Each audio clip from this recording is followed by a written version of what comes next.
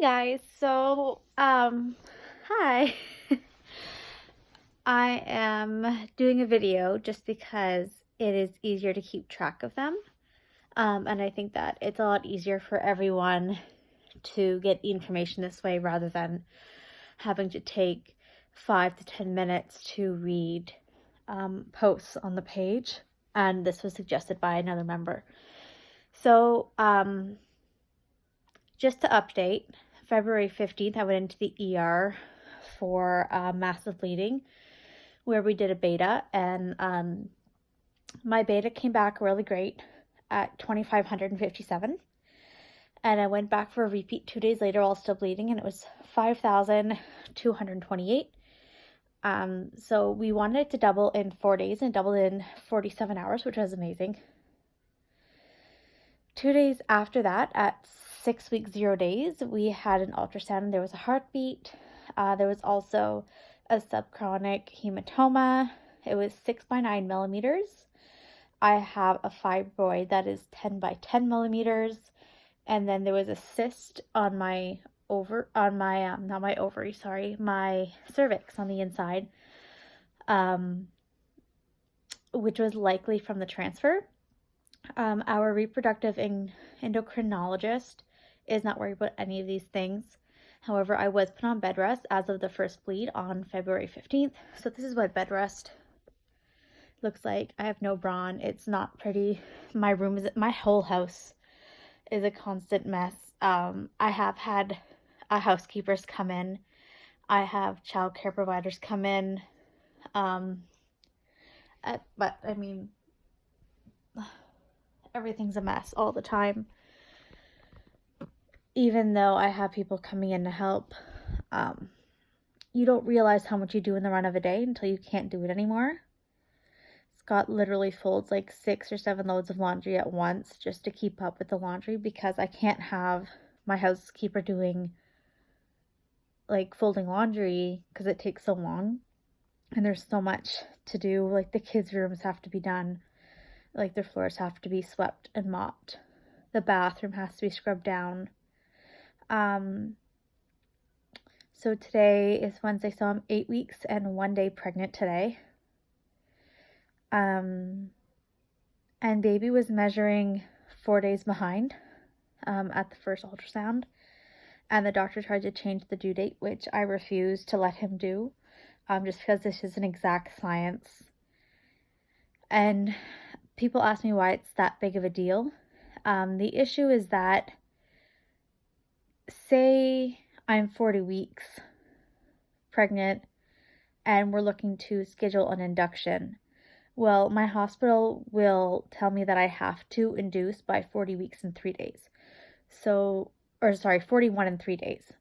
So at that point, on paper, I'd be 41 plus 3, but I'd actually be 42 weeks. And so we start to see elevated risks there. The other issue is that if something happens where they're like, okay, well, we're going to induce you at, say, 39 weeks due to this complication, then, like it just moves everything around. So I don't really like that. 4 days is not a huge deal when you think about it's 280 days, but when you narrow down those specific days, it really can be. And let's just say I go into labor at 38 weeks, but I'm really 38 plus 4. So that looks much better on a birth record. And it doesn't seem like a lot, but it really is when the reasons pile up. We have another ultrasound on Friday. I have to travel out of town to it because the ER would not schedule another one. Because I already have one for the 18th. However, they also wanted me to have a follow-up within 2 weeks. Obviously, waiting until the 18th it'll be 4 weeks at that point. So, I have a lot of bloat. I've been in maternity clothes for a while now. I've gained 9 pounds.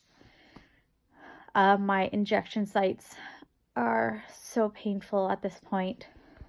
I'll actually show you one side without I'm trying to be explicit here.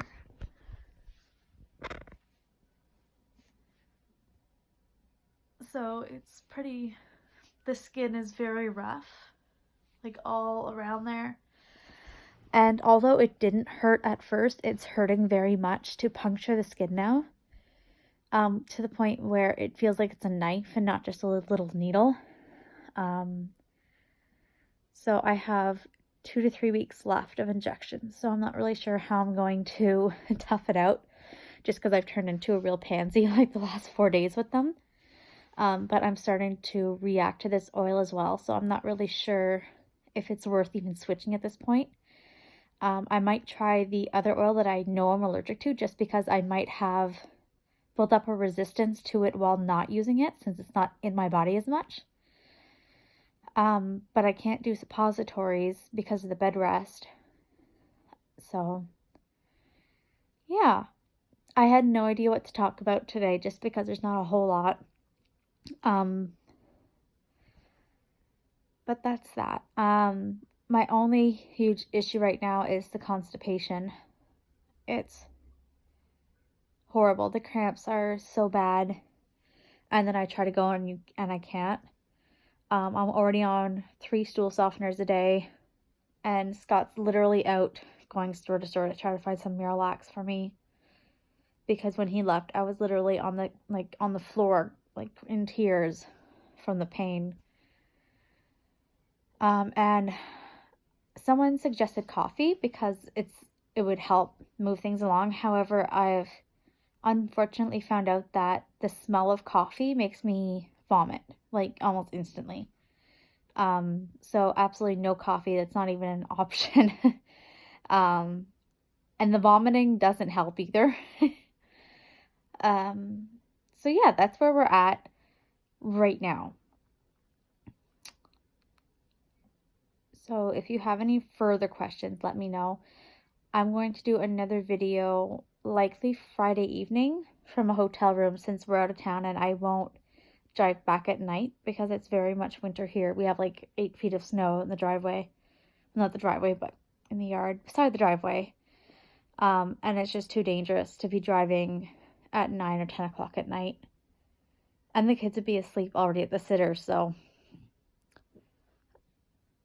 let me know if you have any questions and I'll answer them on Friday. And I think that's it. So thanks for hanging in there. I know 8 minutes is a lot for me to talk. Bye.